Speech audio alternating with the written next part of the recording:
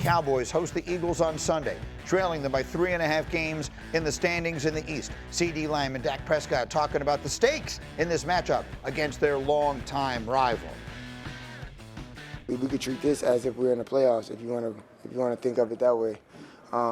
Win or go home. I feel like that's the situation that we're in, and I feel like that's the right mindset that we got to have going into every game. I like that CeeDee said it's like a playoff game, and whether it's shot at 0-0 or however you want to think about it, all of these are must win, but we got to take them one at a time. And right now it's Philly, hell of an opponent, great division rival, and no better place to start than right now. All right, so let's look ahead to this monster game on Sunday that will determine so much, including just how entertained we are by Thanksgiving and everything else with the Cowboys. Bart, you're my resident defensive guru here. So one of two things happened on Monday night. Either this new-look Cowboy defense with the new faces, the players they acquired, the players they got back healthy, is much better, or the Raiders are so bad that we can't take anything from it. Which is it? Both can be true. Okay. You know, and one absolutely is.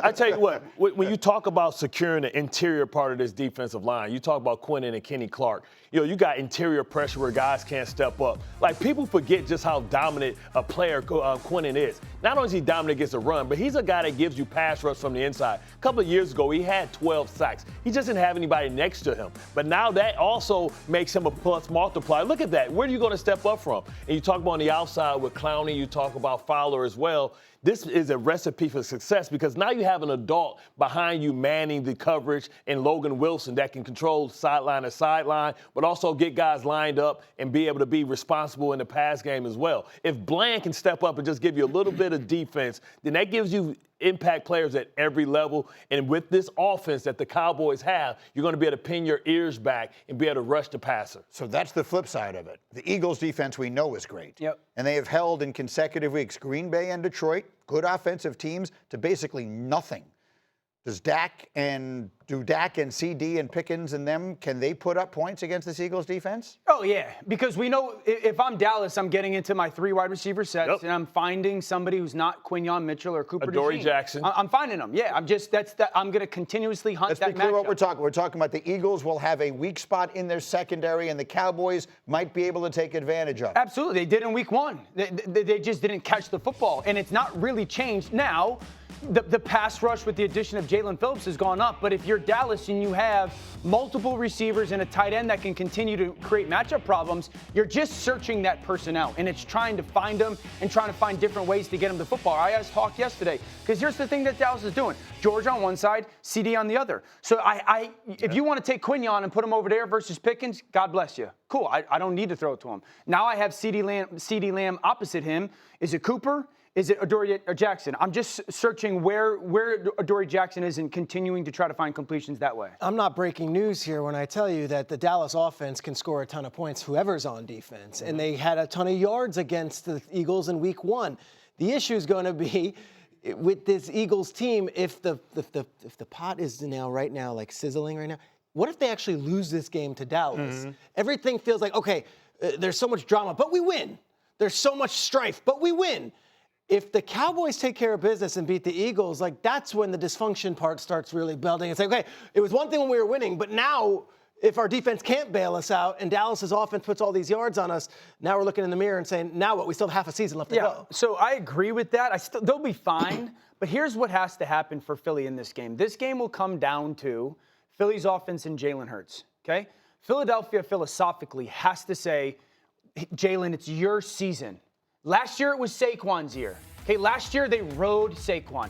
They have to ride Jalen Hurts. Have you seen any indication in the first 12 weeks of the season that anyone on that Philly offensive coaching staff wants to put the ball in Jalen's hand and say, Jalen, it's your season? No, but I'm telling you guys right now, Kevin Patullo, Nick Sirianni, you have to put the ball in Jalen's hands on early downs. This isn't the Saquon-led offense. This is not the same run game that on first down last year you can hand it off and get 7 yards.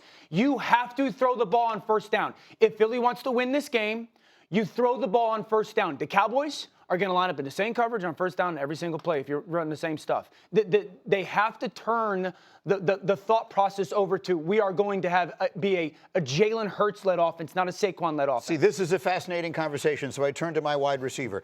And I say there probably isn't a game you could have in the NFL where you would have better wide receiver matchup. You got, on one side, you got Pickens and Lamb, and they're flying high. Yeah. On the other side, you've got Devontae Smith and A.J. Brown, and it says on our screen they are 28th in passing in the NFL. Yeah. It doesn't make any sense. What do you expect Sunday? It doesn't make sense, but I will say this. I think the Dallas Cowboys offense, they're going to be so ferocious that it puts that much pressure on Jalen Hurts and that offense to have to score. And can they do it? Will they do it? I don't think so. I don't think so right now. I really don't. You think if the game goes in the hands of Jalen Hurts, the way Dan is saying, put it in his hands, you think that works against the Eagles' best advantage? I do, because you're asking him to do something that he's not accustomed to doing on a consistent basis. What? Like throw the football over the middle of the football field, be consistent in making plays, and every one of their wins how many blowout wins does Philadelphia have this season? Very few. They only put up 16 points last week. But they did beat Minnesota through the air, and that was a very good pass defense. And the game plan in that game was Jalen Hurts, you take us, and he threw for 340. I'm just and telling it was the one game all year. They can do You're it. Right. It was the outlier. They can do it. I'm telling you guys, if you put two tight ends on the field, Philadelphia, on first down, and you run play action, Dallas will line up in the same coverage all the time, and you will gut them. The Raiders did it last week. But the Raiders did it. They just didn't do it enough. But here's the thing. Without the threat of Saquon Barkley, I don't care about your play action if I'm a linebacker. If I'm Logan Wilson, I don't care. I'm not buying up to that because I believe my defensive tackles, can handle that because they're 1.5 men. You mean to tell me you're not scared of Saquon Barkley on first down? No, hell no. We're going to find out two things. Who is Saquon? He hasn't been himself this year. But Dan is dismayed. So we're going to find out two things. We're going to find out is that Cowboy defense really much better? And if the Eagles are forced to throw it, can they do it? No Lane Johnson is huge. Right, Peter, here we go. Schrager 5, Week 12. This week, Peter and his flattering portrait will name the 5 rookies who will have significant impacts on this weekend's action. 5 rookies, first-year guys who are going to change the way we talk about football. We start with number 5. It's Tyler Booker out in Dallas. Tyler Booker is going to be one of those interior offensive linemen. Why is he so significant? Because Jalen Carter's going to play, and Jordan Davis might be the most dominant defensive tackle in football right now. How are you going to stop him? 52, the first-round pick. He is going to have to play a huge role in this game if Dallas's season is going to stay alive. Number 4. How about Shedeur? Let's see. Now you got a full week of practice with the ones. Got a terrible Raiders defense up against you. If ever there was a week for Shedeur Sanders to show those teammates and to show that coaching staff that I belong as the QB1 the rest of the way, it is this one. Shedeur Sanders, the world is yours. Number 3. Remember when we were talking about Emeka Egbuka as an all-pro candidate? Remember we were talking about him as the offensive rookie of the year? He's been quiet. He was injured, and he only had 40 yards last week in that loss that they had to Buffalo. Emeka Egbuka is going up against the second-best defense in the league, the Rams, in a Sunday night special. Egbuka, we need you back if Tampa's going to do anything this season. And number 1. No, 2.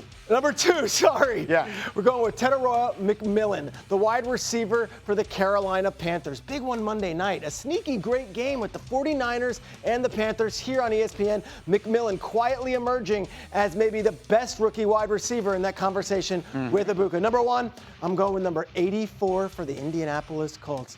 They had only 400 yards receiving from their tight end position last year. He's already almost got 700 yards this season. We're in week 12. They're going up against a Chiefs defense that right now is the worst in the league against tight ends. Tyler Warren, have yourself a day and take that torch from Travis Kelce as the new tight end in the NFL. That's really, really good. All these guys, to watch, all in critical spots and most in critical games, especially Tyler Warren at number 1. And here's the reality of it. Don't tell Jeff Saturday, but the Colts are now the favorites to win the AFC. At ESPN Bet Sportsbook, they're followed still by the Chiefs, whom they play this weekend. Then you got the Bills, Broncos, and Ravens that were currently not in the playoff field for Baltimore. You might notice the Patriots aren't even on your board. They come in 6th at plus 600. So sometimes these odds tell you more than the standings will tell you. So let's look at this game here on Sunday. It's a 1 o'clock Sunday game. I don't know that before the season began we had any idea this might be the most important game of the regular season, Colts at Chiefs. And here's the reason why. I'm going to ask you this question. Are we going to learn more on Sunday about the Colts or about the Chiefs? I'm going to go to Colts. I think we know everything we need to know about the Kansas City Chiefs. Do we? This is a team. Well, What do we know? Granted, we know the DNA of championship is there. Right. We're looking for the Indianapolis Colts, number one, with Daniel Jones, who's resurged himself as a quarterback, and also an MVP candidate, and Jonathan Taylor. This is the team that just traded for Sauce Gardner as well. We know this is a big game for the Kansas City Chiefs as well. We know who Patrick Mahomes can be. Yeah. That fear alone, even though I'm not saying the Colts fear them, knowing that alone what the Kansas City Chiefs can be, can the Colts stop them and also bury them and put them further than what they are? Also look at this. The number one seed is still on the line in the AFC. For sure. The Colts have an opportunity to win that. With Houston winning last night, the Colts still play the Jaguars twice, they play the Texans twice, they play Seattle, they play the 49ers, and they play the Chiefs. Dang. I think this is a massive game for the Indianapolis Colts, and it may be a little bit more so than the Kansas City Chiefs in my opinion. Can you hit me with who the Colts have left still? They have Seattle, the 49ers, the Chiefs, the Texans twice, and the Jags twice. So the Texans and Jags will have their chances at the top of the division where the Colts have sat basically since they started on that ridiculously unstoppable run. Let me be clear about what I mean by the question. No one doubts what the Chiefs have been. But for this season, the 2025 Chiefs, whatever it is, their fate is meant to be. Do we learn more about that or more about what the Colts are meant to be on Sunday? We learned way more about the Colts. Okay. I know who the Chiefs are. Chiefs are a good team. They're a mediocre team. They're That's an all average they team. are. This year, absolutely. but they don't win close games. That's why. They're an okay football team. We think Indy's really good.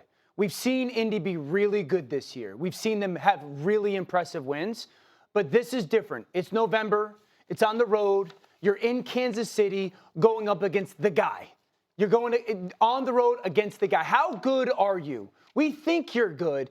You go on the road to Arrowhead in November and you beat Patrick Mahomes at home, you automatically change the way we think of you to you could get to the AFC Championship to being you should get to the AFC Championship. Listen, I'll give you one Chiefs since everybody want to go with the obvious. I'll go with the Chiefs because we're going to figure out if they still have that championship DNA. Yes. If They still got it. No, but what I'm saying, did they have it against Buffalo? Did they have it against Denver? No, they still got every championship. big game they The played this last year, thing, they've lost. Greeny, that I will question about the Kansas City Chiefs is if they have championship DNA. No, what I'm Are they saying a is title team this I'm year? saying is the levels, right? Because we buried this team. I buried this team years and years. You know, I say, well, now this ain't the year. This ain't the year. They were in the Super Bowl last year. Right.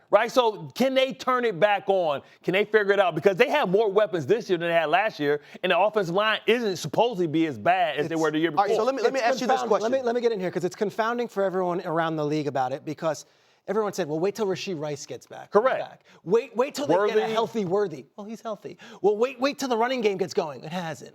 It just hasn't clicked, and it's the same players, the same coaches. But Just wait a second. Let me ask Bart, you and Peter this question. Running out of time. If the Chiefs don't make the playoffs this season, for 2026 when you go into the season, you're going to question if they have championship DNA? No, I'm not asking It's not about the DNA. championship It's this year, are they championship worthy? Can Which they of these figure it two out? teams?